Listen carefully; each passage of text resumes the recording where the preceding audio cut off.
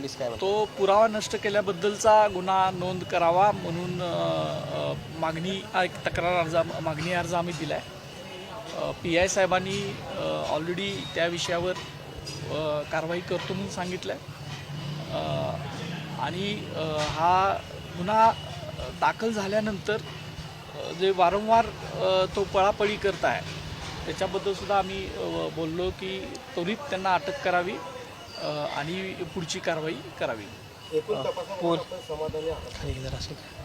Police दल ज्या पद्धतीनं काम करत आहे म्हणजे कोल्हापूर पोलीस दल ज्या पद्धतीनं ते काम करत आहे त्याच्याबद्दल समाधानी आहे.